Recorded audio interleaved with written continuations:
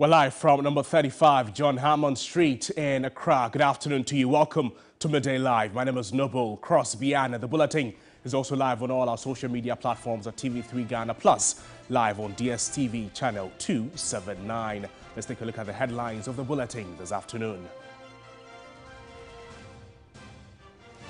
Coming up this afternoon, zipline drones assist in flying examination papers to Setra from Plains District due to the Senate River overflow. Plus, Niger awaits response from ECOWAS after coup leaders ignored a deadline to reinstate ousted president.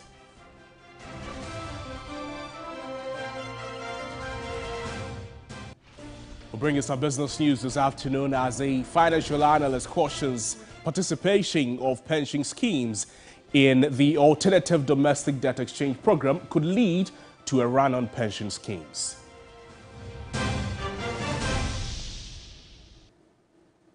We have details of these stories and a lot more coming to you in the next 60 minutes if you stay with us. Let's start off with some news concerning the Basic Education Certificate examination, and this would be the last in history since the junior high school system was introduced in Ghana in 1987, with the first BEC written in 1990. This was part of the free and compulsory primary education that was introduced to Ghana with the Education Act 1961. But all this will be history because per the new curriculum introduced in 2019, a new examination will be administered to the first batch of junior high school learners in 2024, but there are concerns over the new curriculum path and providing guidance for teachers and parents as confusion exists around the new curriculum known as the Standard-Based Curriculum and the Common Core Program. Huge clouds of uncertainty still linger over the lack of textbooks and teaching resources, especially for the Common Core Program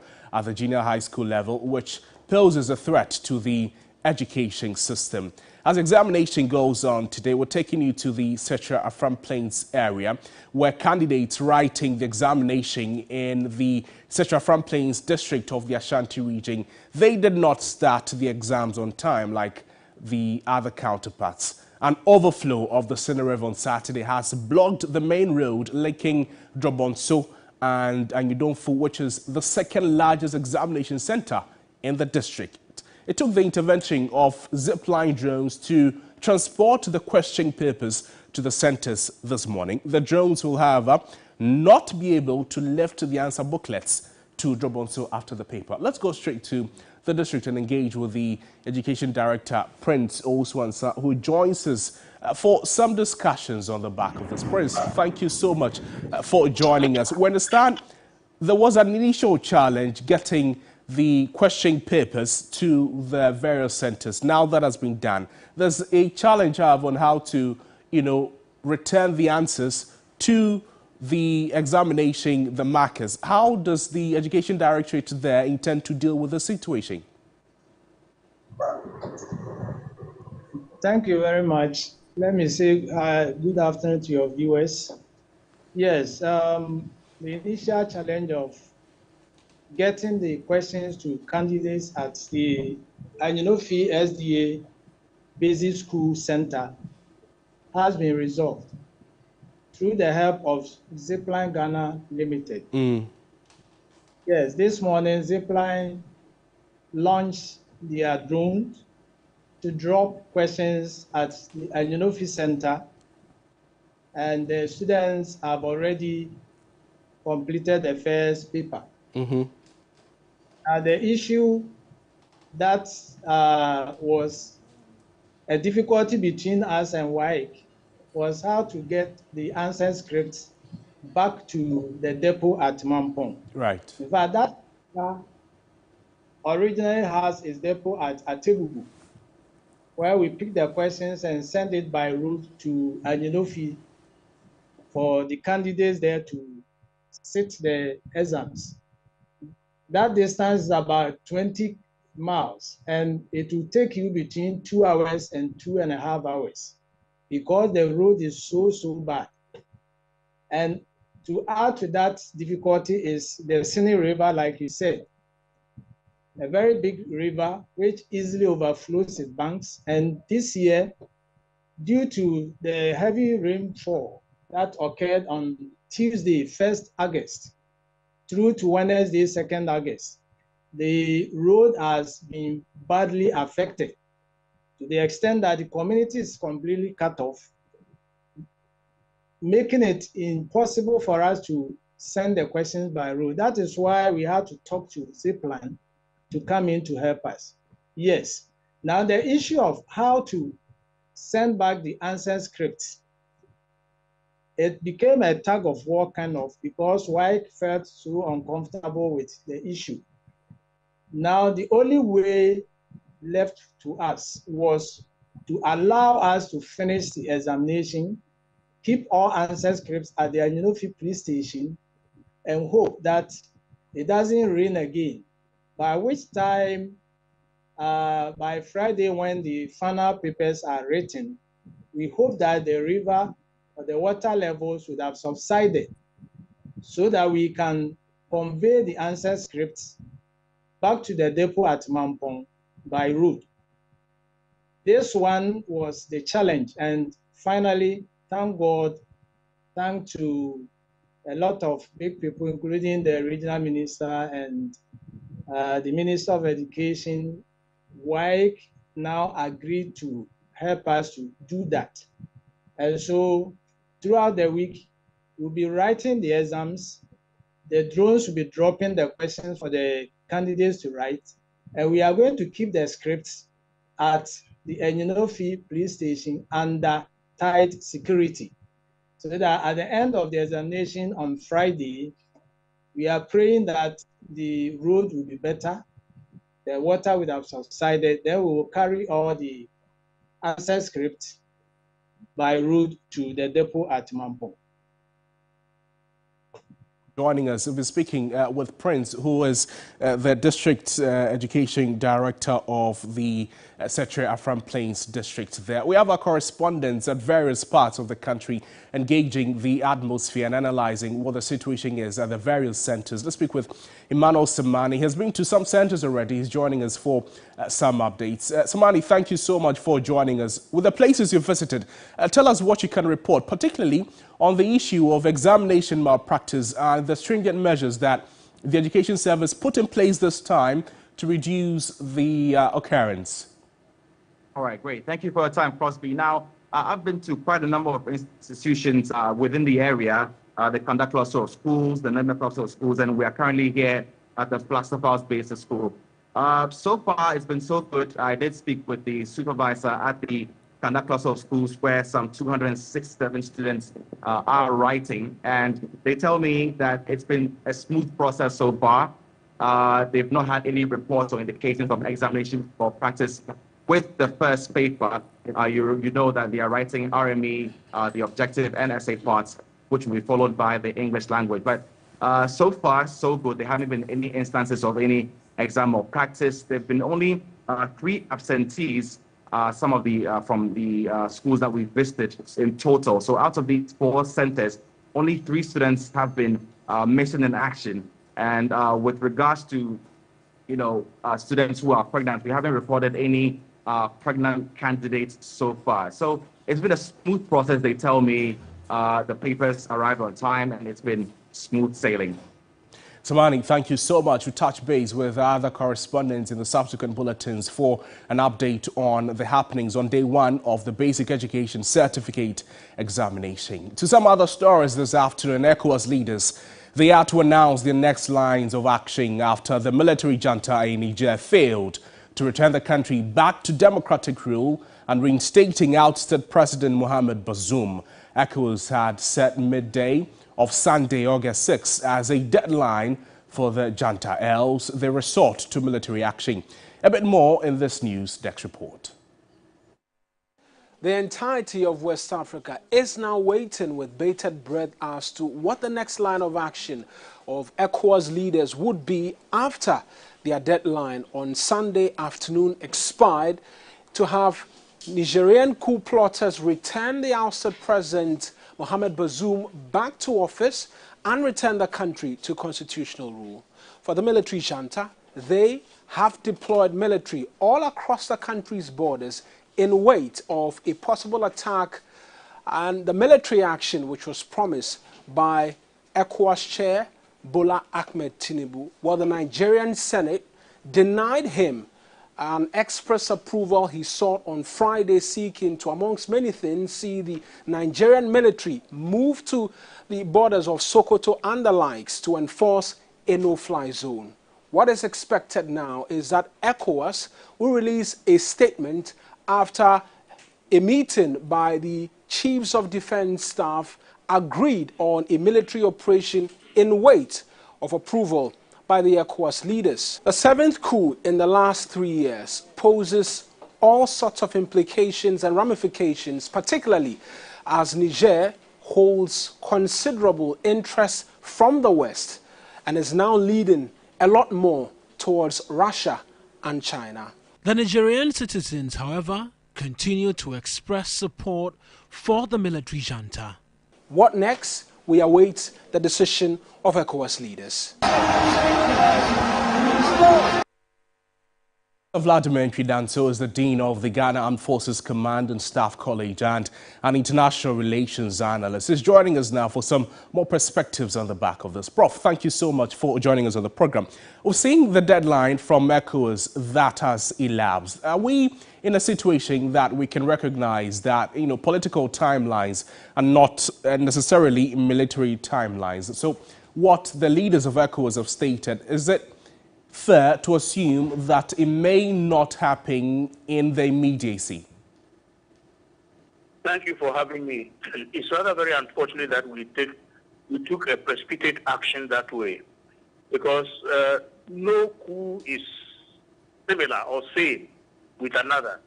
And to have a moribund kind of protocol that says that any unconstitutional means of changing government will not be tolerated, that's fine, that's beautiful.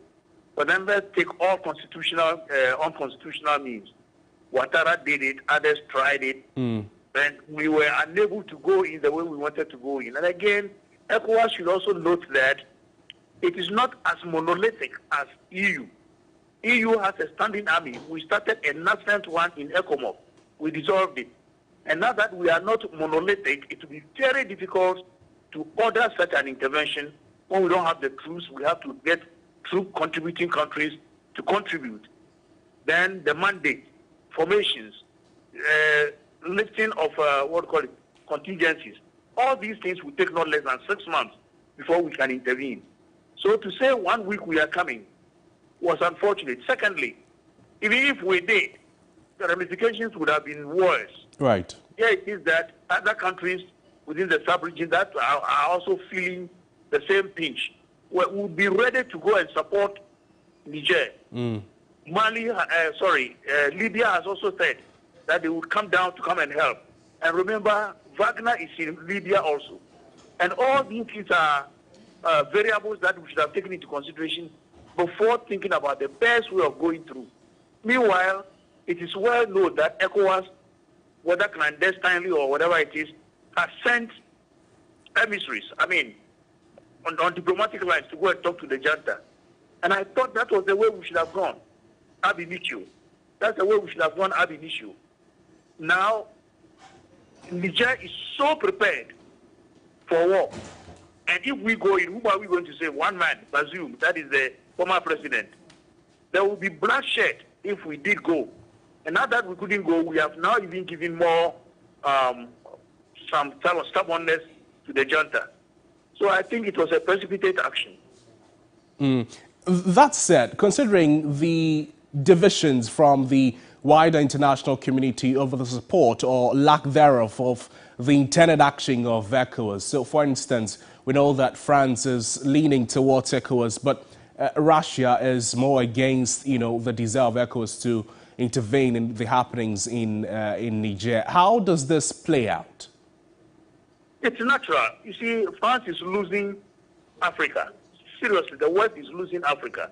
If you see the atmosphere in those countries where we have had military coups in the French-speaking countries, it's clear that the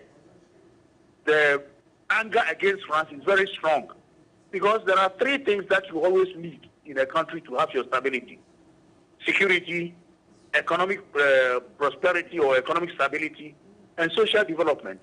In almost all these countries, there is insecurity, serious insecurity. Economic stability cannot be said to be there. Social development is in the capitals, metropolises. And the soldiers are being sent to the places where there is instability to go and fight. They are dying out there. If the soldiers are dying and their wives are waiting for them in the metropolises, then the French, module has failed. And we are, and not always when there is these problems over there, we single out countries where we are having what we take from them. And we single them out and we say the democracy is good. That's what we did to Tanja, the former president of Niger. He died later. He was killed in a coup. Whilst we were applauding Tanja as the best, the future example of African democracy, the people were fighting. Right. There was no economic stability. And the same thing we were doing to Bazoum. When Bazoum came, he changed the mineral, laws, mineral regulations. And France is benefiting from the uranium and from phosphates and others.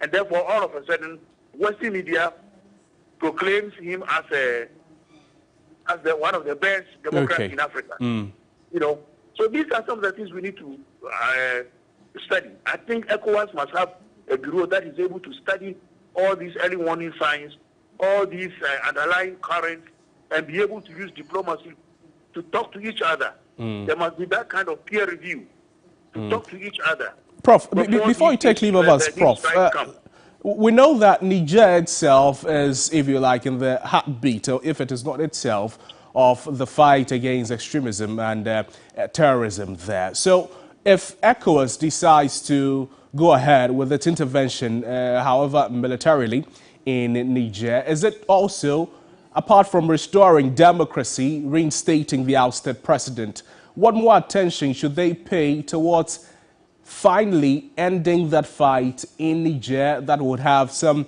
positive consequences if that happens in the other surrounding countries? ECOWAS does not have what it takes, doesn't have the capacity, because we don't have that integrated kind of security for West Africa. And as I'm saying, if we succeed in intervening, the jihadist problem would have been more exacerbated in Niger, not only Niger, but the whole of West Africa. If we intervene, because what is happening over there, the jihadists know the terrain, and they know the terrain very well. ECOWAS cannot afford a long stay in Niger to fight the terrorists. They cannot. France has done it how many years now, and they have not been able to. Europe has done it. MINUSMA was unable to stop it in Mali. So if we go in and complicate matters, what will happen is that the jihadists will have the upper hand, and they will spread like anything throughout West Africa. Professor Vladimir Nkidanso, would like to thank you so much for your time with us on the program. We're speaking with the Dean of the Ghana Armed Forces Staff and Command College there. To some other stories this afternoon, and from our Trade and Industries Minister and NPP flag bearer hopeful, Alan Kyerematen has begun a 6-day campaign in the Ashanti region. Alan Kyerematen will be counting on approximately 119 delegates for August 26 special voting dubbed the Super Delegates Congress.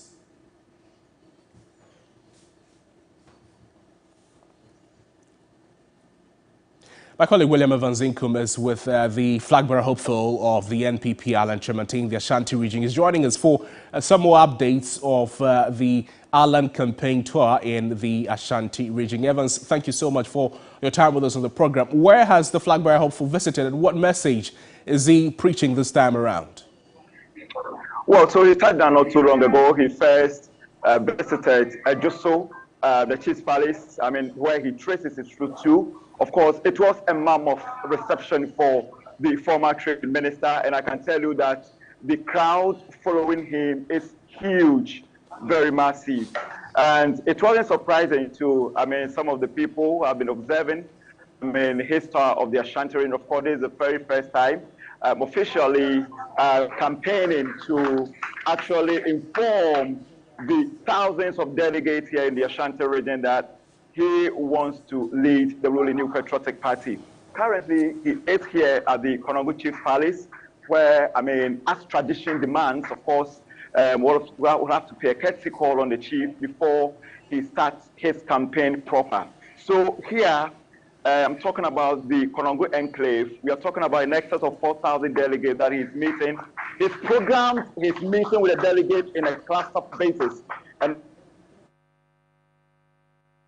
that is what we are going to see in the next couple of days, that he's going to be here in the Ashanti region. But there is a striking message that the chief of Ejoso made, Nana Afani Okese. Let's just listen to what he said, then I'll do the translation.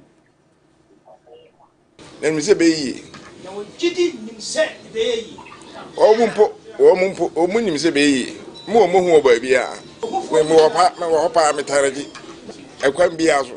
Sikyo, who be a mechanic, and the moon, son, I make a throw my target. Be a moon, be more being run in Gunyasu Tanachi. Wow, Pamiantoncha.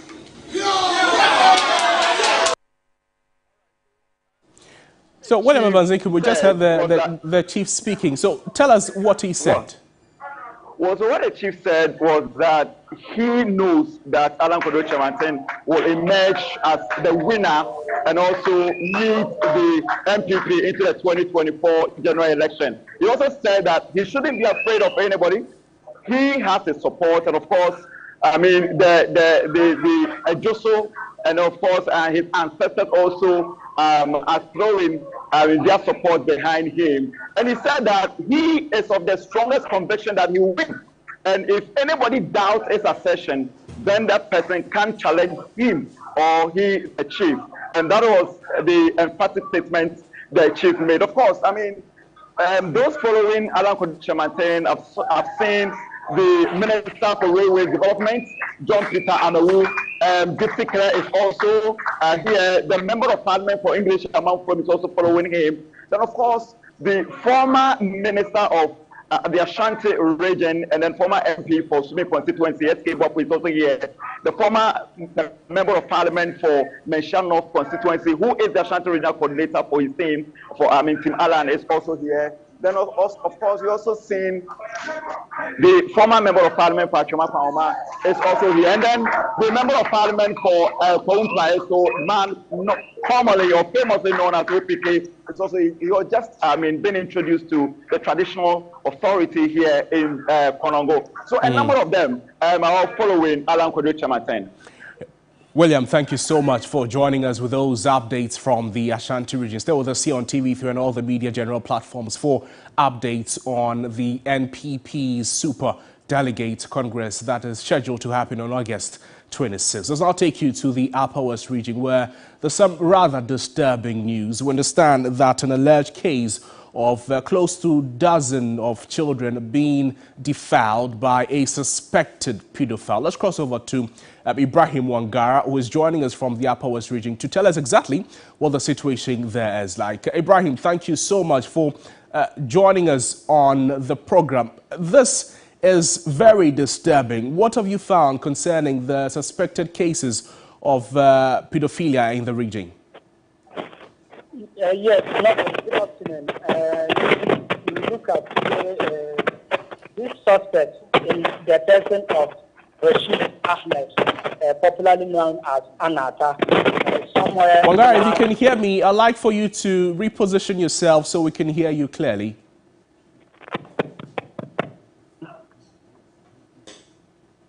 We're trying to reconnect and have a better connection with Ibrahim Wangara from the Upper West region. As we understand, close to a dozen girls are suspected to have been defiled by a suspected pedophile in the Upper West region. We understand the case is being trialed in court, and they will be speaking with Ibrahim Wangara. Wangara, can you hear me now? Yes, I can hear you. This is better. Talk to us about the situation there. Yes, today, Monday, if you look at what circuit court, what happened today, you realize that one person that is a known person in the region, in the person of Ahmed Rashid Anata, that's his popular name, who happens to be MC for that master of ceremony for weddings within the region, has been accused of defiling several young girls, numbering up to 30. So after the incident went viral somewhere May few months ago. Police tried arresting him, but he was absconded. Just 2 days today, this person, the accused, was arrested and has been put before court today. So the West Circuit Court registered a number of people who are showing interest in this case. But during the proceedings, the state attorney, in an interview with him after proceedings, did mention that the cases, though they are up to 30 of the cases, but however, they have 12 evidences to 12 of the cases. Right. So as we speak, they are dealing with the first 12 cases that they have evidence to, and they are working to ensure that justice prevails. And aside that, the state attorney also made mention that looking at the situation surrounding the case and how the people, the society is interested in the case, he don't see the need for the suspect to be granted bail because since initially he was able to flee the area, there are incidents that he may again run away to, that will go to the detriment of what the justice and the proceedings of the court. Right. So as a result, he prayed to the court not to grant the suspect bail. But looking also at the incident, he also prayed to the court that to sit on the case from Monday onwards on daily basis, so that they will be able to give justice or to bring a finality to the issue. But he has been charged with about 7 counts, and all are on defilement with to children between ages of 12 to 16 maximum. Right. So these are how the trend is, and then the cases are. Currently, as we speak, the whole place, including the police station, was besieged with members who are willing to see how the demeanor of the accused person and how things will go on. So clearly, this is a case that is generating a lot of interest in the entire Upper West region for the various communities where these suspected acts of defilement happened. How are the residents there relating to this case? They are agitating. Most of them are agitating, and that is the more reason why the state attorney even advised or prayed to the court not to even grant this suspect bail. Right. Because he is of the view that aside the accused running away to prolong the proceedings, he may also be attacked. Considering the anger and the anxiety of people, particularly the families of the victims, they are angry. And the state attorney felt that if this person is even granted bail, the people can even take the law into their own hands. Hence, the reason for him praying to the court not to grant him bail. But Monday morning, we will follow up to see what happened next and then the way forward. Ibrahim, thank you so much for joining us with those updates from the Upper West region. Ibrahim Wangara spoke with us from the Upper West region over suspected cases of a suspect alleged to have defiled about 30 girls, but we understand that only 12 of them are being followed up at the court in the Upper West region. We'll be following the subject in the subsequent bulletins. But to the Oti region now, where a grave act of cruelty has come to light in the region where questionable adults have assumed legal authority and tied children to trees for claimed minor infractions. 2 such cases were found in the Krachi West and Jasikan districts within the last 2 weeks. A report by Peter Kwawadato.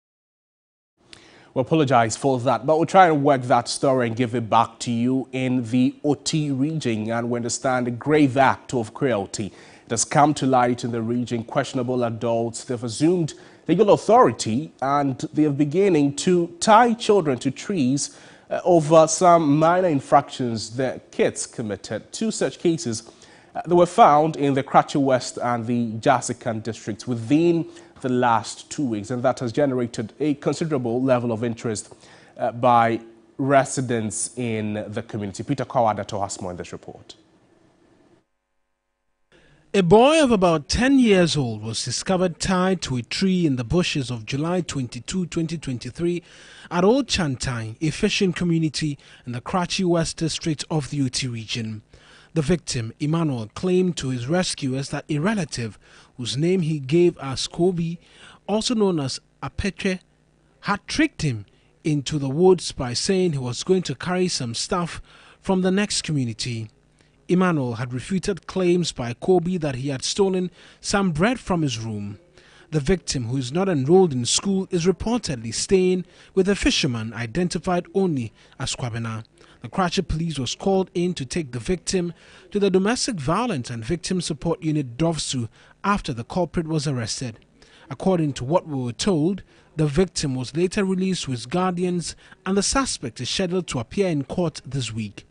The second incident happened last week at Akar in the Jasikan district of the Oti region. The 9-year-old boy was reportedly accused of plugging 2 oranges without the owner's consent, leading to him court-martialing the victim. The victim was tied to an orange tree at the owner's compound and he then walked away. The boy's parents became concerned about the situation while they looked for him. Since then, the suspect has gone missing and is being sought after by the police.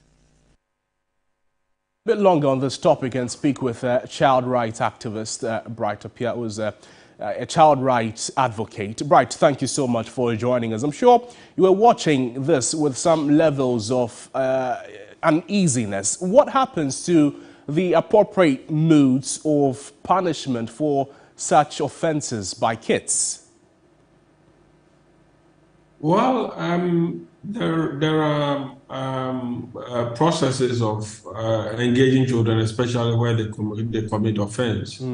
So, for instance, if you are below the age of 12 years, the law cannot ascribe any criminal offense that you commit to you so that you go to a certain process. So, below 12, the activities done by children are not deemed to be a criminal act.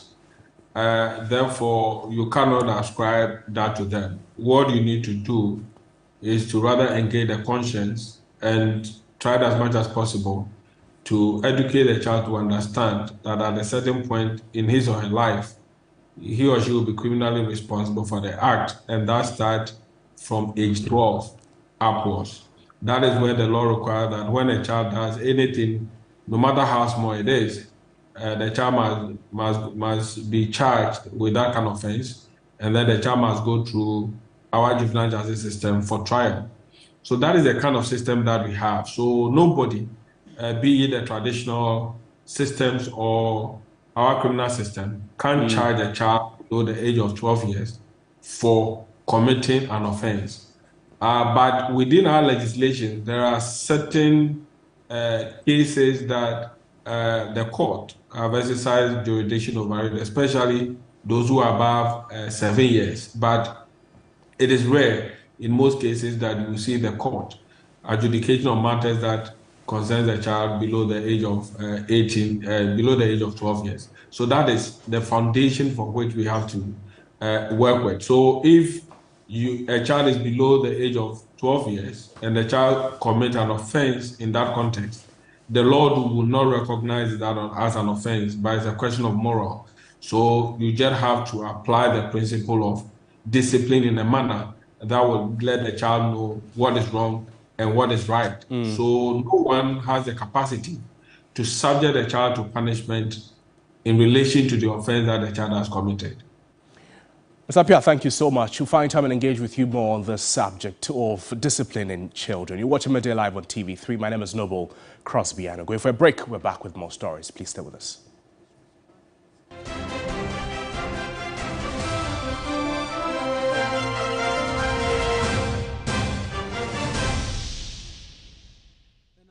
boy was reportedly accused of plugging 2 oranges. Ladies and gentlemen, we're going to demonstrate to you the superior properties of Flamingo paint. As compared to other paint brands on the market, we take equal quantities of Flamingo paint and this ordinary paint. We then dilute them with water. And now, let the test begin. The gentleman on the left is going to apply the ordinary paint, and the gentleman on my right will use the Flamingo Superior paint. As you can clearly see, Flamingo has the obvious better hiding. Furthermore, Flamingo has painted a much larger area. You know, 1 bucket of Flamingo paint is equal to several buckets of any other paint brand on the market. Flamingo paint is made with superior formulation to give superior durability, superior hiding, superior coverage. Flamingo paint, simply superior. Hey! What do you do with some cool $2,000? Okay. Here to Win game show is exactly what you need.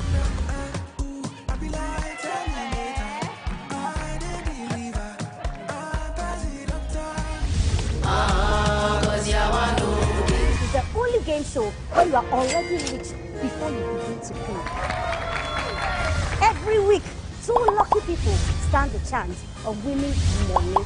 All you have to do is go through some quizzes and fun games. Somebody from Peru is called Perusian.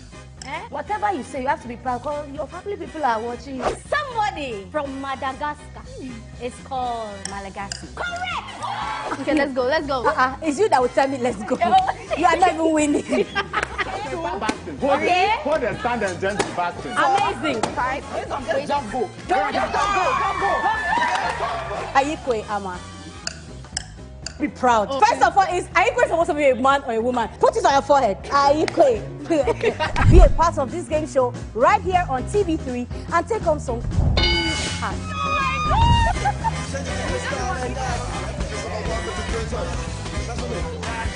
Come join us on Here to Win game show where you win it all. Hey, yo, mama. Hey, mama. Hey, yo, mama. Hey, mama. Here to Win. Here to Win, premiering on Saturday, 12 August at 8 p.m. on TV3.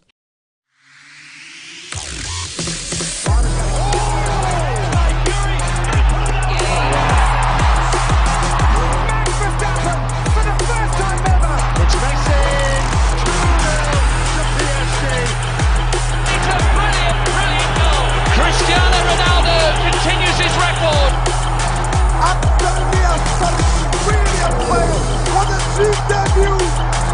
Ghana coming out again, the same squad.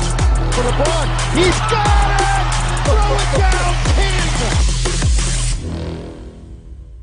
Sports Station, Mondays, 9 p.m. on TV3. Sports Station is brought to you by Betway, Nesta Mouthwash. Flamingo paint, superior durability, superior hiding, superior coverage, simply superior.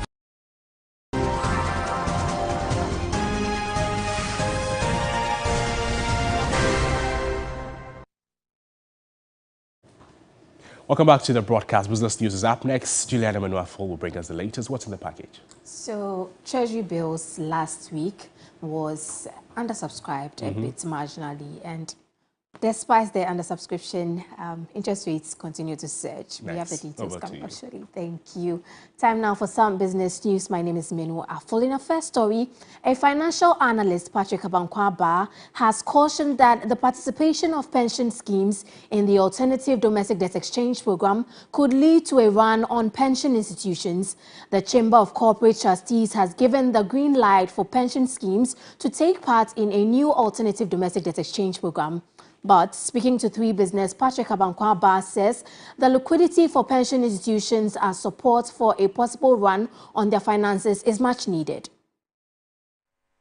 From the pension fund side, these are people that also have some kind of ties with the government by way of doing business with the government. So they want to use that to support the government. At the same way, not trying to lose value on the bonds that they hold.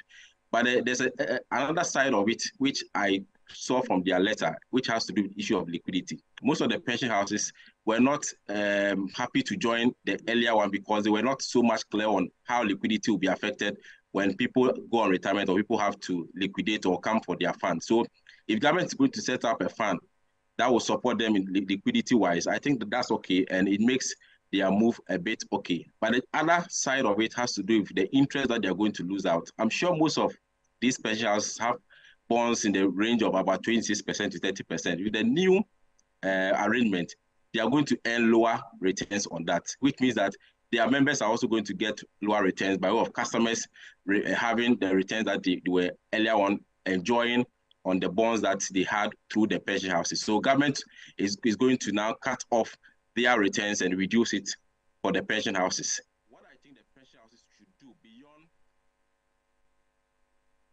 We'll now talk about Treasury bills as government missed its Treasury targets marginally by about 3.6% in last week's auction, securing 2.179 billion cedis against the target of 2.26 billion. Interest rates, on the other hand, continue to surge despite concerns raised by experts. Now, majority of the bids came from the 91-day bill, which raised 1.38 billion. For the 182-day bill, about 649.39 million cedis was raised as all the bids tendered were accepted, and 145 million was raised for the 364-day bill. The interest rates were 33, 13 and 19 basis points higher than the previous week, according to the auction results. The 91-day bill went up to 25.57% from 25.24%. The 182-day bill also rose to 27.28%, and the 364-day bill inched up to 30.49% from 30.30%.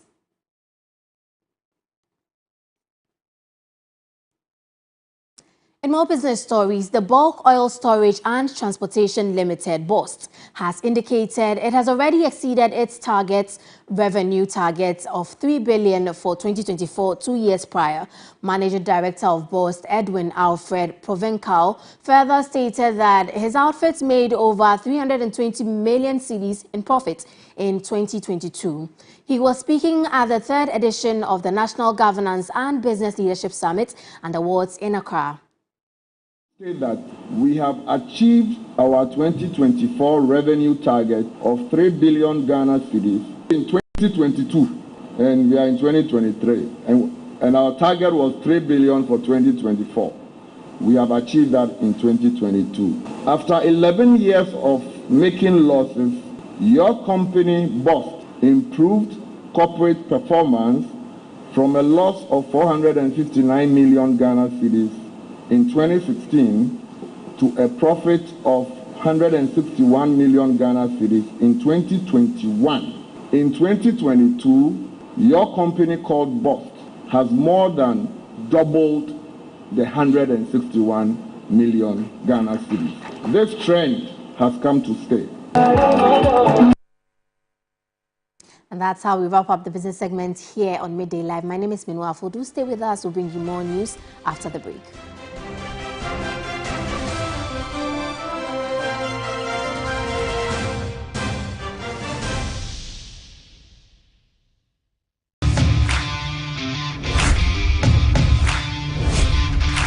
All sporting disciplines matter on Warm-Up Plus. Warm-Up Plus, the most exciting hour on TV. So join the conversation and get updated. Get sports news, visit exciting places, and be in the know on Warm-Up Plus. Let's go, Diana.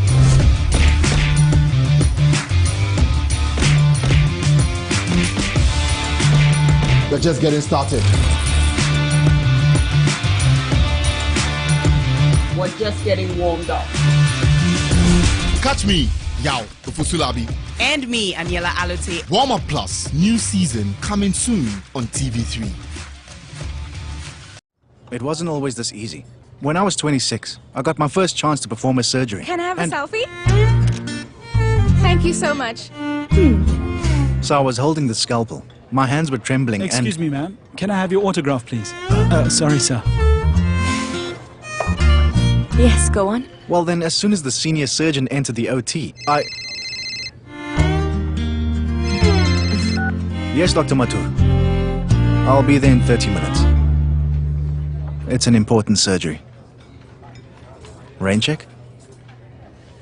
Sure.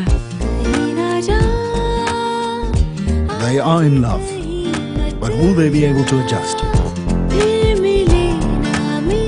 Eternal Love shows Tuesdays to Fridays at 6 p.m. only on TV3. Brought to you by Out Multi-Purpose Insecticide Spray and Quell. Watch Isono on TV3 Mondays to Thursdays and stand the chance of winning amazing prizes. Now you can win amazing prizes in the Isono Watch and Win competition. Answer an easy question at the end of the episode and text your answer to 0550-052-927. You can win airtime weekly and other amazing prizes like spa treatment and hampers at the end of the month. Catch Isono on TV3 Mondays to Thursdays at 8 p.m. TV3, first in news, best in entertainment.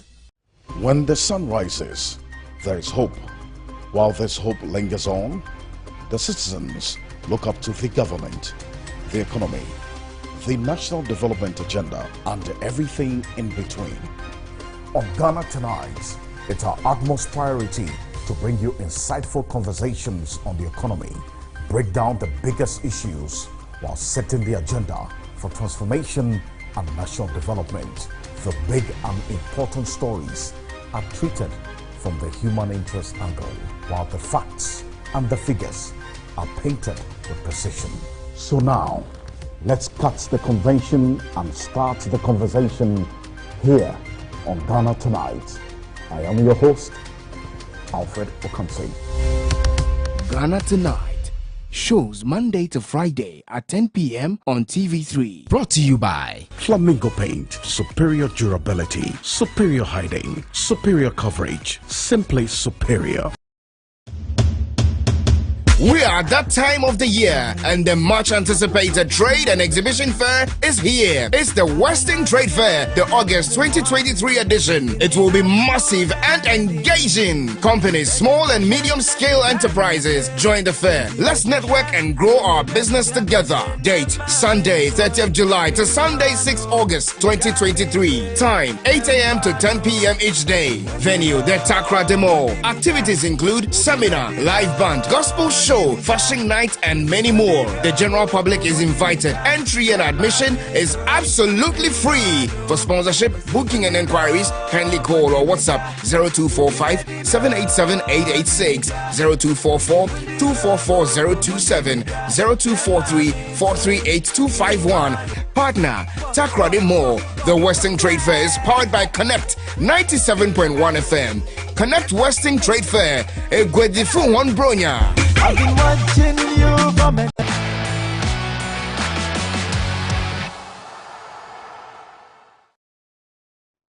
Now time for the latest in sport. Riku Ampofo will join us for all of that. Riku, what's in the package? Also, Asante Kotoko have taken the bold decision and are refreshing their technical team, and so we'll be getting updates on that. Over to you. And so, as I mentioned, Ghana Premier League giants Asante Kotoko are unveiling a new head coach, Prosper Nate Ogum, on Monday at the Baba Yara Sports Stadium. Now, the coach returns to a familiar role, which he took up 2 years ago, leading the Porcupine Warriors to the 2021-2022 league title. The unveiling ceremony is currently ongoing at the conference room of the Baba Yara Sports Stadium. Ogum will work with his newly appointed assistant coach David Oklu, whilst former Black Stars coach Kwesi Appiah has been selected as the club's sporting director going forward. Asante Kotoko themselves would be playing against newly promoted Heart of Lions this season in September. But proceeding to the domestic front, management of Division 1 League club Okohu United have inaugurated an initiative dubbed Okohu United Club 100.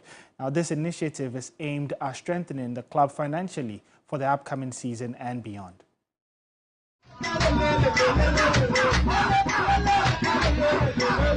Okohu United is determined to pick up and emerge again as a major club in Ghana.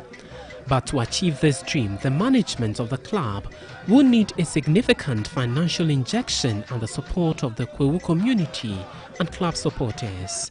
Through the Kwewu United Club 100 initiative, the club is targeting 100 businesses and individuals to contribute a minimum of 10,000 Ghana cedis to the club.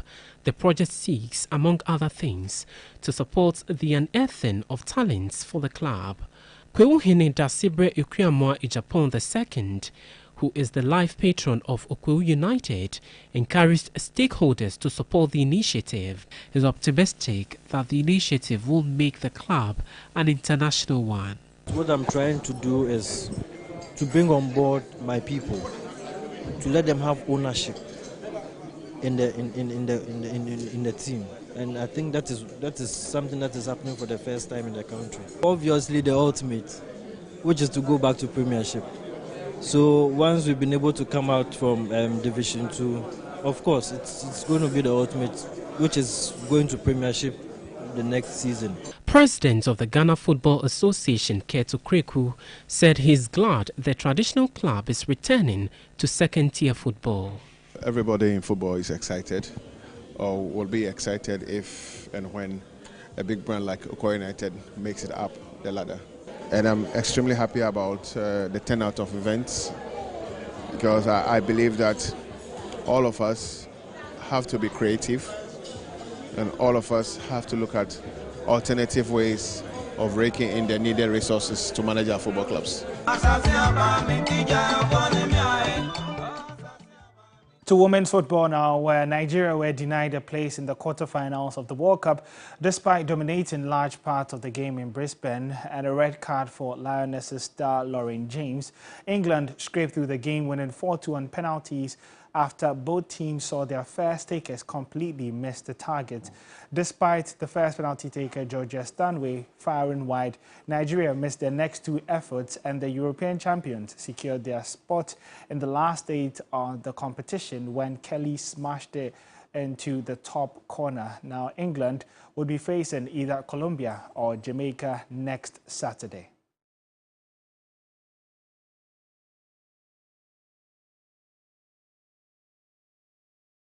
Well, that's how we're wrapping up the sports segment here on Midday Live. My name is Ore Kwampofo, and up next on the bulletin is entertainment.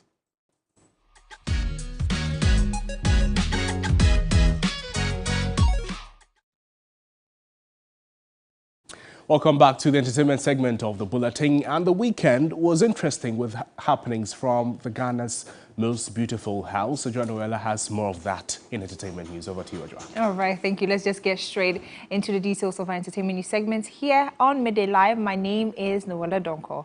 Now, the competitive race for the most beautiful crown has begun, and on Sunday night, as all the 16 contestants gave out their best performances on the storytelling. Now, the Volta Region Selom received the first Star Performer Award of the season. Her name invokes great pride and inspiration amongst the FL people. After last week's grand unveiling, it was time for the fired-up contestants to stage their first performances. In a dramatic piece, all 16 contestants wowed the audience and viewers with the stagecraft and presentation as they voiced out culturally rich stories from their region. Long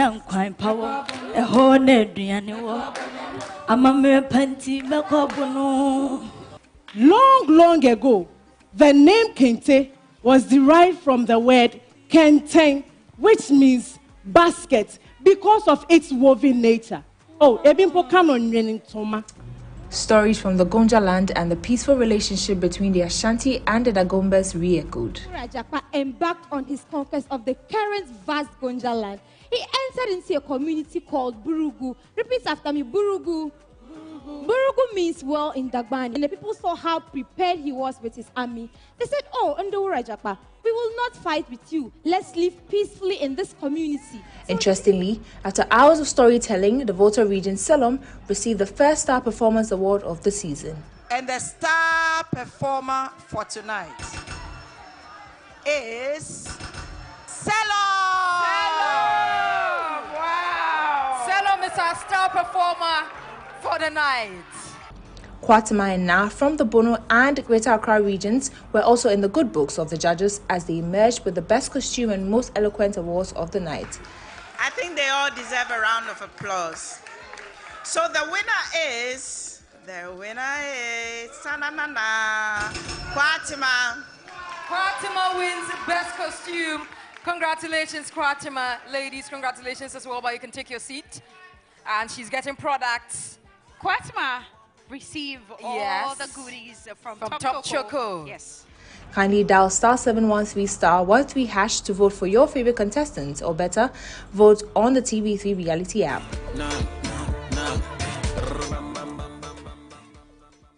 Definitely a good start for all the ladies, but make sure you are still voting to keep your favorites in the competition. Also, some more stories. Kobo Girls SHS have advanced to the next stage of the ongoing culinary contest, Kitchen Wars, after beating off stiff competition from Beriman Esikuma SHS, St. Peter's Boys SHS, and Awudome Senior High School. Here are some highlights from last week's contest.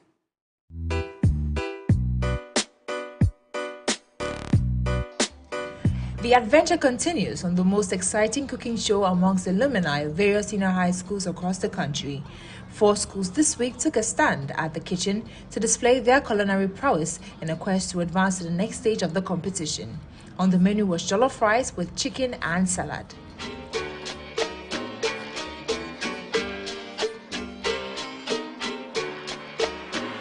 Aside the cooking show, there were also several games for the competing schools. In 30 seconds, fetch as many products as you can. In 3, 2, 1, go. Okay,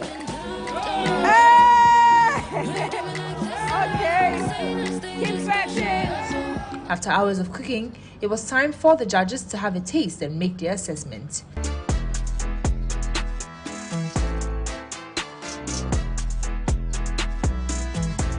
So far, I'll say I'm loving it. Okay. Let me start with the salad. They did a good job with the salad. The combination of the tuna, avocado, it goes well together. In the end, Kobo Girls SHS came tops with 276 points, gaining them a straight qualification to the next stage of the competition. Ladies and gentlemen, coming in first place for Group B, Kobo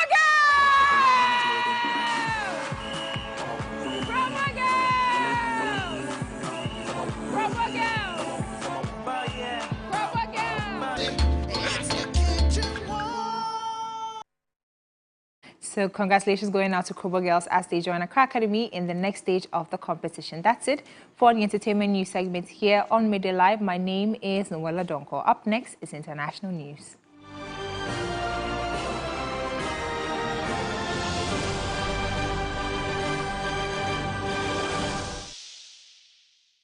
In international news this afternoon, Niger's armed forces have been bringing in reinforcements to the capital to prepare for a potential invasion, a military source has told reporters after the military junta running the country refused to abide by an influential regional bloc deadline to cede power. A convoy of about 40 pickup trucks arrived at the capital, bringing troops from other parts of the country to both reassure a nervous public and prepare for potential battle.